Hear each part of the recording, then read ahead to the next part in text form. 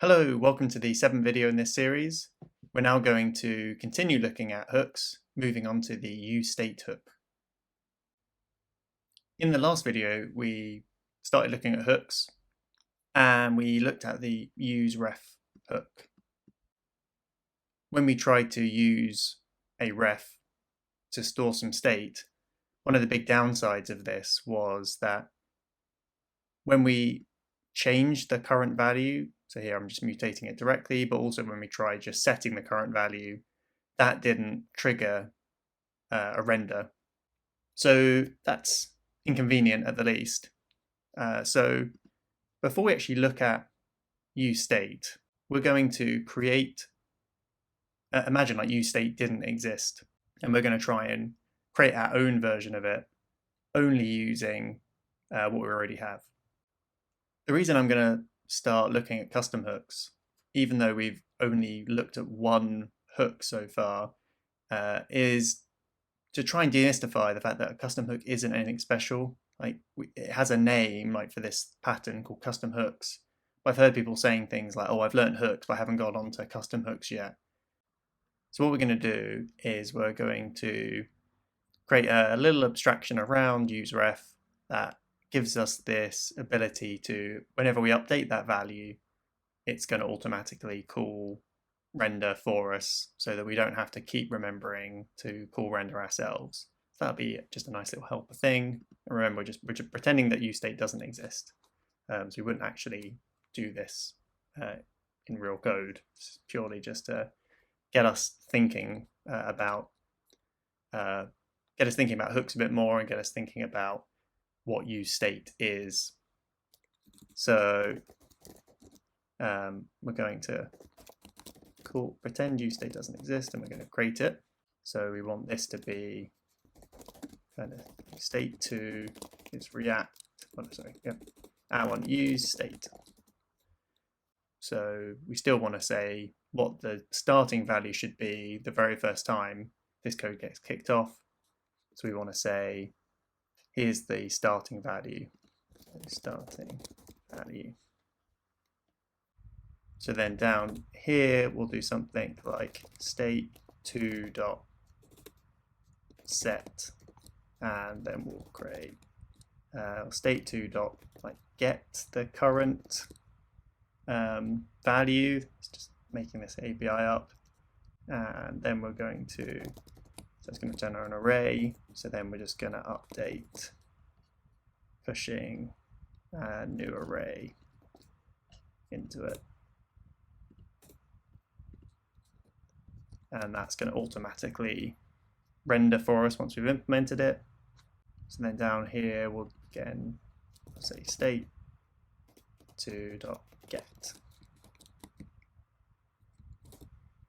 Okay, so this is what we're going to want as custom useState to look like.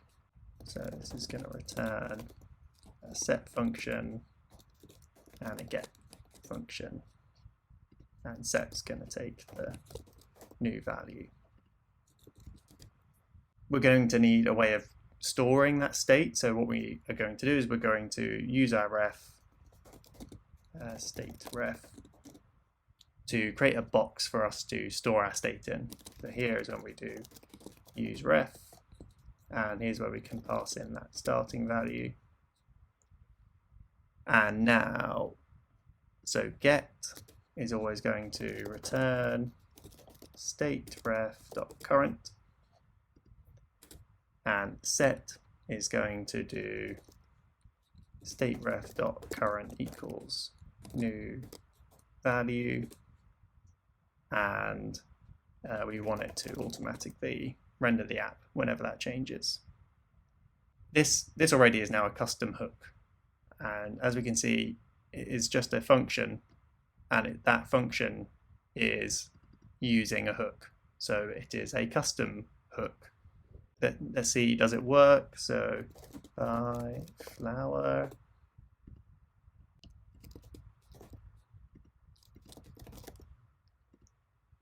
So it's working.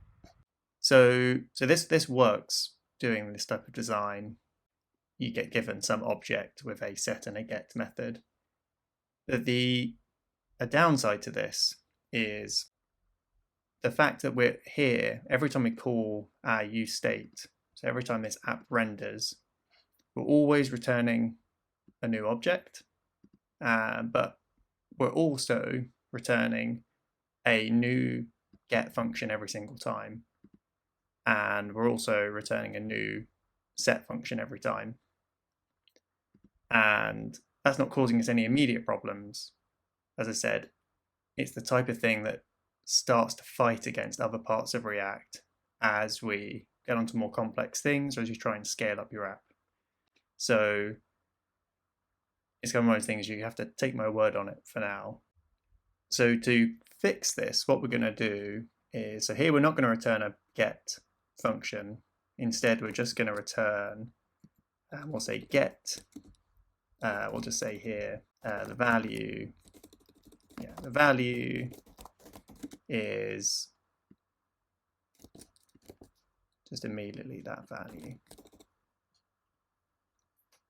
And what we can do is use a kind of well, I say here, let's just say the state2 value is state2.value.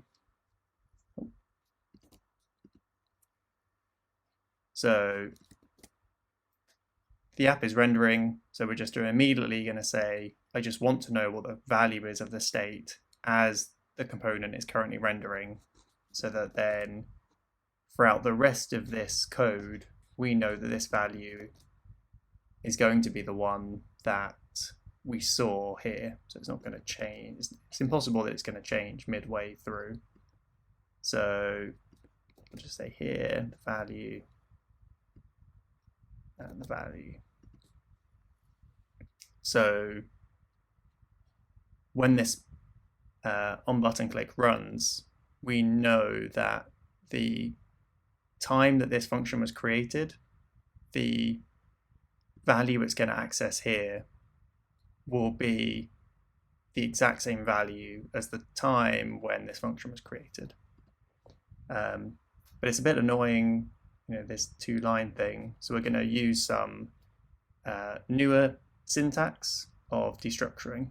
So here, because this is an object, rather than get the object and then separately create variables to pull out the things. So here we could say like update state2 is state2.set. So we could get the thing and then update state2. This should still be working. So instead of having to do this, we can immediately do all of these things all in one go. So what we do here is we say something that looks like an empty object, and in what this means is take the thing on the right hand side and then treat it as an object, and then access the property set and then assign that to the variable set. So this is the equivalent of saying set is set and get the value. So we've got that object, and then we've immediately created 2 variables which are linked to the property name. So we've got that set function and we've got that value property. So this can just say set and value, and here value. And again, does this still work? Yeah, this still works.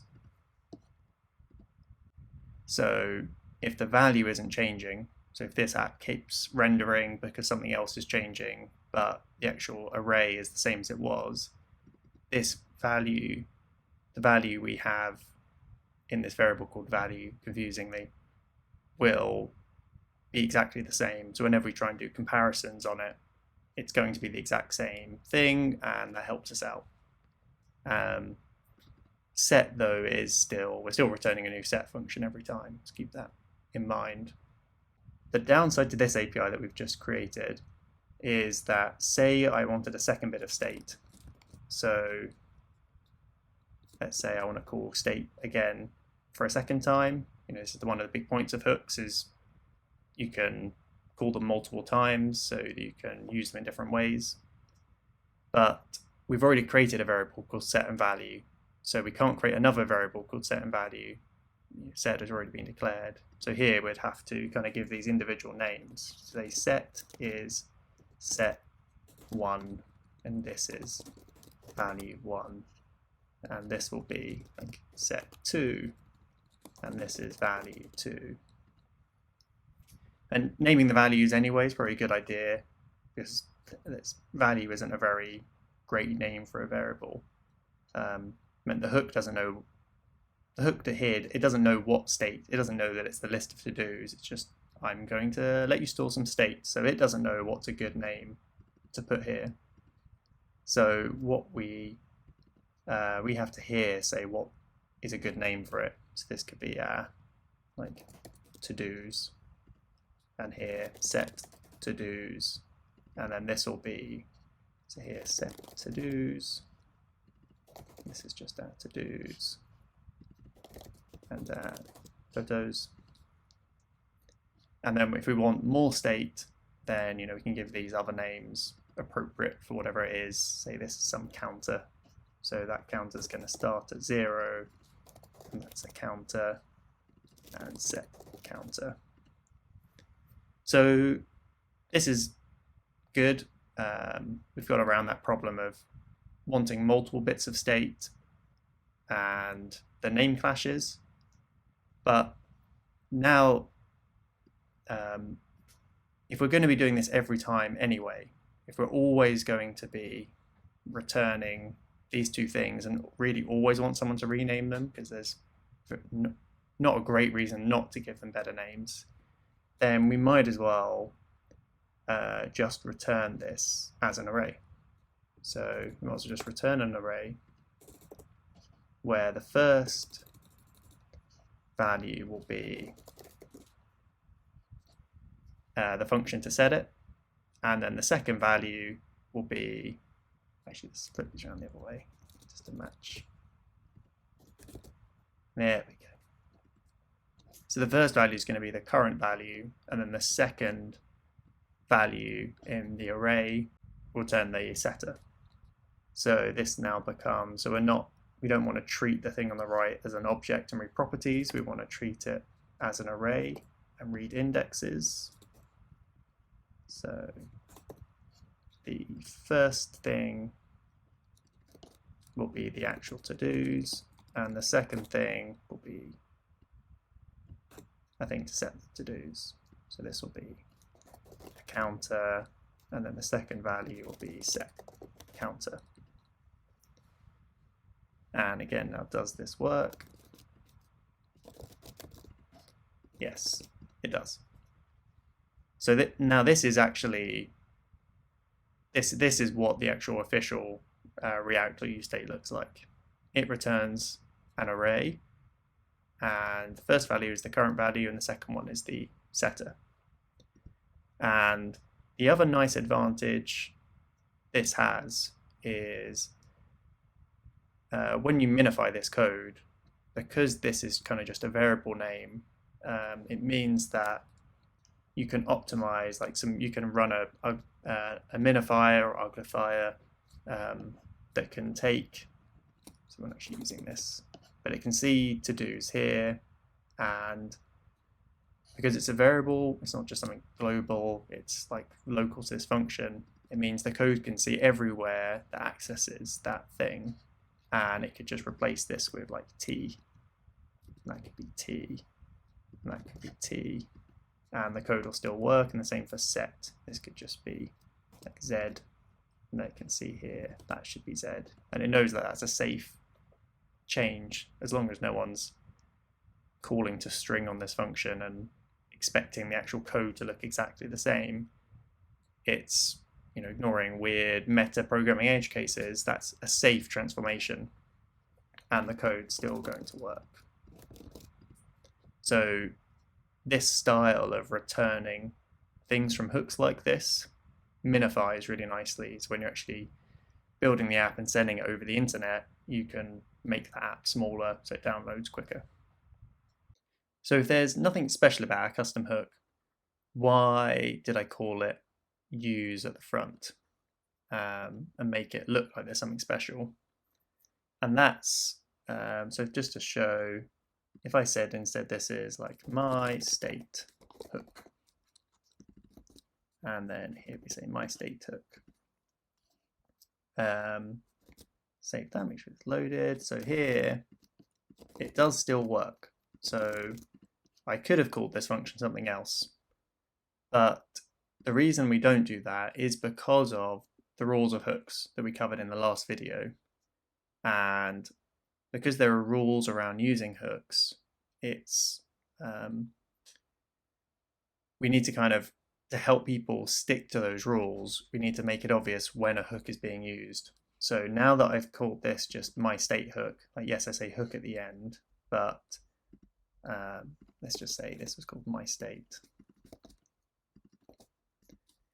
If we called it this, my state, it works, but it's not clear to the person reading this code that there's a hook inside here, which means that when we call this, a hook is being called. So we still have to kind of follow the rules of hooks inside it. And so that means things like, I can't here say if some condition, should I use that hook or not?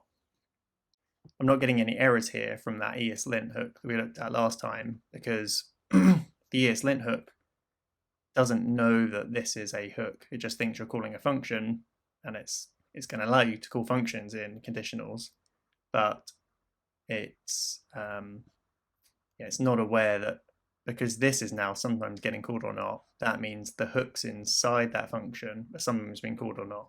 And again, in the last video, we covered why that's a problem. So we are getting an error up here from ESLint because it can see that we're trying to use a hook in something that doesn't look like a component or a hook. So what it wants us to do is call this use something with use at the front. So use my state. And just putting use at the front, so now that warning here has gone away, and it's now moved to here. Oh, okay. So here we're now actually getting a warning like we want, where it's saying, oh, it's a React hook. And the ESLint rule knows this is a hook because the function starts with the word use. And that's the key thing of why we have this convention, is it makes the tooling able to have a very simple heuristic. It doesn't need to like scan the code and work out where the hooks are. It just looks at the name, goes, this is a function call, and it has the word use at the front. It must be a hook. You know, I feel like if I tried to do that in one of my libraries, like just some random developer saying, whenever you write a function, you have to call it this, I'd get a lot of pushback. People say it's terrible. But when like a big company like Facebook do it for their API and say, we're basically going to own the word use in JavaScript and take that as a indication that you're using a React function, you know, that's the type of thing you can only get away with when you're a much bigger library, to make those type of bold claims on an ecosystem. That's all I'm going to say on custom hooks for this video for now. Go back to actually focusing on useState. What we're going to do now is actually start using the real useState and contrast that to our naive version of it. So we're going to have our two things, and one of them is going to use our custom version of the hook, and the second one's going to use the official one. So say here, so React state and custom state, and then here to-dos set to-dos equals use the React version of state, then use the React version of state, otherwise use the custom state. So both components will call both hooks, but then depending on,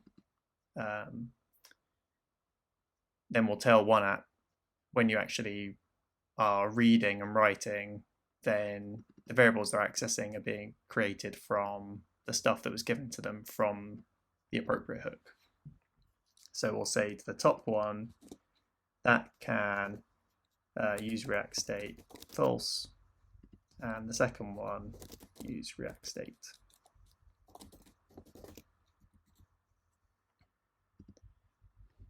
Cool. So probably the most important way that these are different is how much stuff is rendered when the state changes.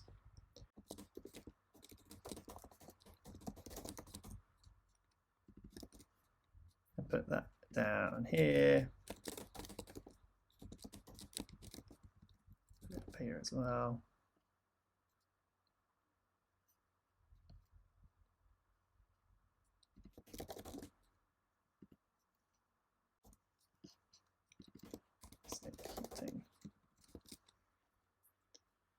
And we'll also put that in here, just console.log app executing.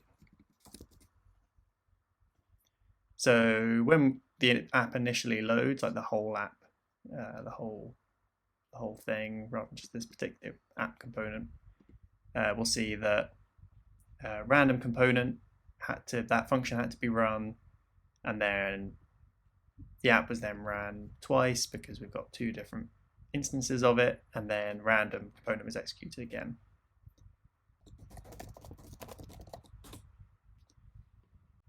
Yes, this top one's going to go out custom set state, so then do that. And we see that everything executed again, which shouldn't be a big surprise because we're calling render and we're saying React.render all of these things. So now we're going to call the setter from the official use state, go like that. So we only had one function call. So from an actual end result, it's the same, whether everything executed or just this one.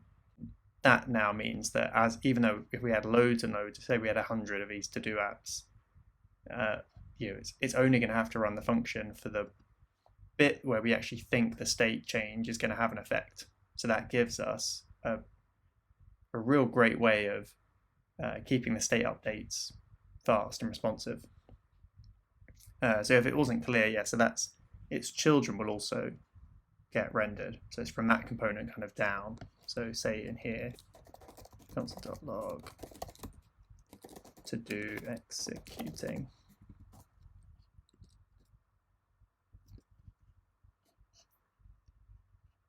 So so let's do this again. So clear.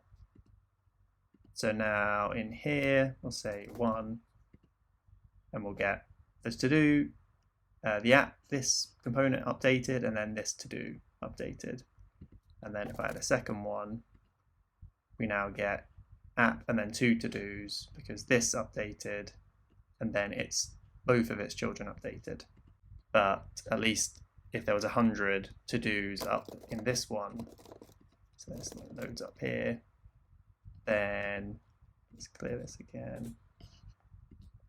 So when we say here 3, at least we still only get 3 and not 6. So the second way that the real use state differs from our kind of naive one is that the real one doesn't have this issue of returning a new set function every time. So I can demonstrate that by creating a hook for like use did log changed. So what this hook is going to do is we say kind of which thing we are, and then it will log whether or not this value has changed from the previous time. So inside this is going to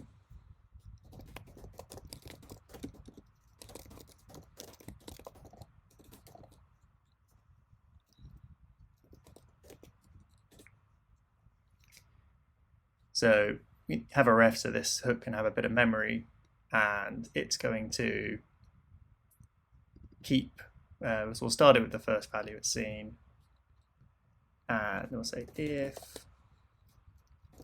previous value dot current doesn't equal value constant.log,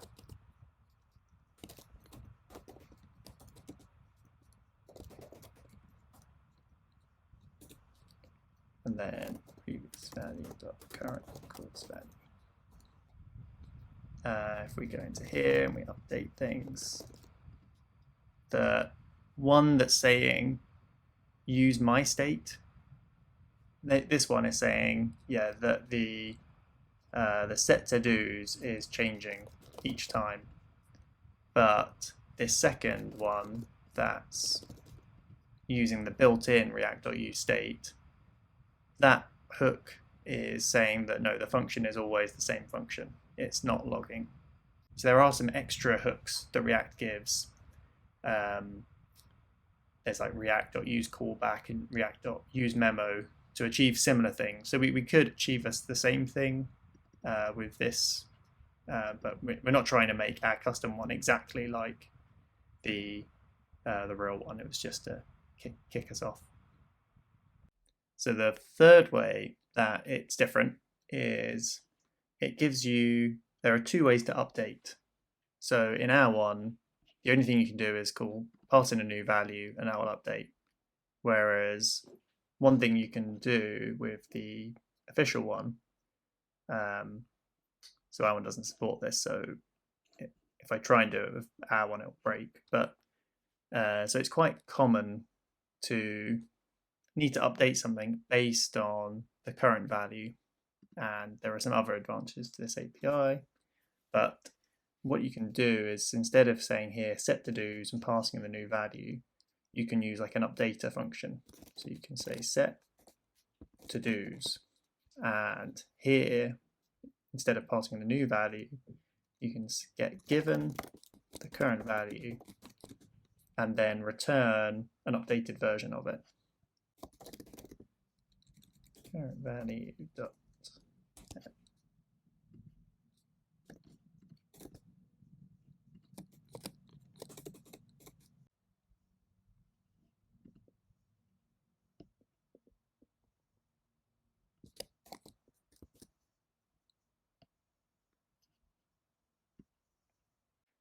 So the last thing we're going to look at with useState is when the actual update takes effect. Okay, so when we click the button, we're going to update the to-dos, but then also just update this counter. So do that, they're both updating. But then if we look down here in console, do console.clear. So type something in, and then we just see app executing once. That you can, again here, there's something subtle going on in the React, even though we're saying set to dos, it's not immediately doing that, it's waiting until to give us a chance for just other things to call set. So that's, again, it's the end result is kind of the same, but it's much more efficient if we can batch together and update all these bits of state at the same time, rather than React responding to each one individually. It's worth noting this. So this isn't happening because of the hooks. This is kind of happening because of who's calling this on button click. So on button click, we're using this as an event listener on a React kind of DOM element. So React, this isn't just calling element.addEventListener. React kind of intercepts and gives us like a thin layer between the actual real DOM.addEventListeners and the these functions here. So it's not the browser that's calling these callbacks. When the browser's initially handling that on click, but then is actually going through React first before it gets to calling our callback. So this means that because React is calling this function, React can wait for that function call to return.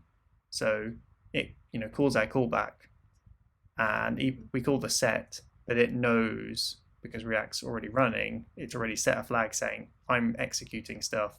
So when that set comes in, it can kind of say, okay, I'll just remember that, and then I'll wait, and then other sets can happen. And this happens all throughout the tree. So if there are multiple things all listening, React will run all of them first, then wait for them all to have finished before it then goes through and responds to any of the updates. So we can see this if we actually try to do this ourselves. So a thing we haven't covered yet, a thing you can do is, so you can pass a function as a ref, and once React actually gets around to creating the real DOM, it's then going to call our ref function and give us the actual real. So this, it's just being fancily rendered in the console, but this is the actual real DOM node. So what we can do is we can then add here, so button element. We can say button element on click equals on button click. So yeah, so it's working. But now we're adding this click directly into the DOM ourselves. So if I go here,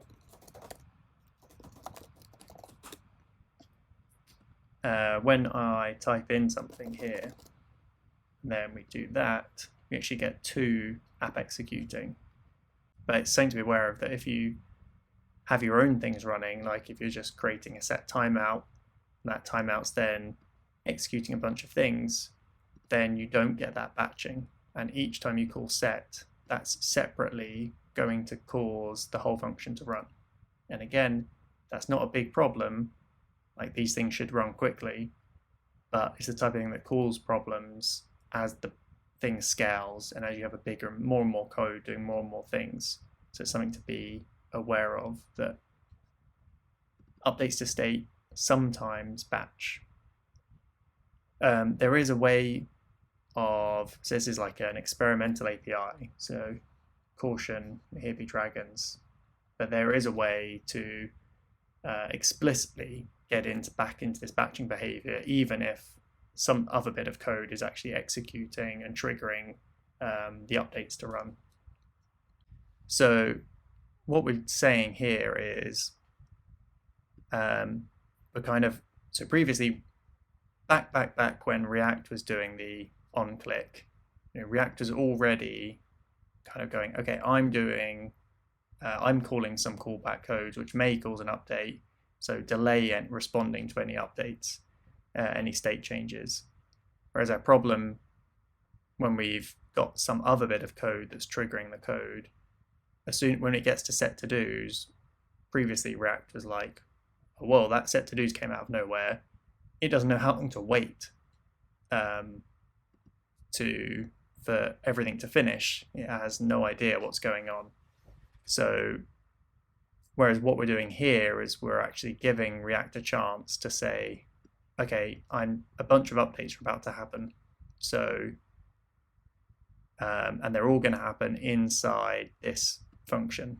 So we give that function to React. It's a kind of a common theme we'll see of giving functions to React and letting React run them. So now React can then say, okay, thanks for that function. I'll remember that a bunch of updates are about to happen. I'll run that function, and then while that function is executing, it will just remember about all these sets and wait for that function to return, and then go, okay, now I'll look at the list of everything that changed and now respond to it. So here, if I do update, so we're on 2, we're now on 3, we're now on 4. So now, wrapping things up in this unstable batched updates, it's letting us change multiple things at once without having to run this whole function multiple times. The last thing I'll say about useState for this video is how good it is for development. So when React were designing these hooks, another thing that was influencing that was when you have an API like this, where you have the function that's kind of defining what the component should do, almost like a template, and then you separately are asking React, hey, I want some storage for some state. That means that React can keep the two things very separate. It can keep the kind of bits of JavaScript that are storing the state in one object, and then the actual function, which is the one we're writing, the one we're authoring, is completely separate. Anyway, to demonstrate what that means is that in a development experience, we can have our tools say that when I make a change to this function, send that updated version of the function over to the website. React then has some code kind of clicked in with dev tools to tell React, oh, this version of the function's updated, start using that, but keep all the old state. Okay, so we've got some code that's based on the current state, whether we say get to work or nothing. So here we're going to say that, and then as we add a third one, greater than 3, so now it says get to work. So maybe we don't want to say get to work, we want it to say get cracking. I can do that, and I immediately see that change without. Imagine if it didn't do this, like the whole thing would just like go back to this state, and then to see that update and check if I like it or not, I'd have to get it back into that state to see the change. And that just really slows down development. It's so great that here we can change some code and immediately see the result for the state that the current app is in. And other frameworks have a similar thing, taking different approaches, but from React's perspective, the way they're achieving that is by using hooks. So hooks can seem like a weird API, but there was a lot of good reasons about why they've done the API they've done, and this is, to me, kind of almost the best benefit of hooks. Great. So as always, do read the docs. Like I'm pleased you're watching these videos, but the docs are great. So yeah, so read the docs. But hopefully that's been a good introduction into kind of a hook that has a lot more going on, and a really, really useful hook. Like you'll probably be using useState a lot. I'm writing it an awful lot. And in the next video, possibly the last one, depending on how much need to go into, we'll look at use effect and doing things like timers and making network requests, all those things that a component might want to do beyond just putting something on the screen.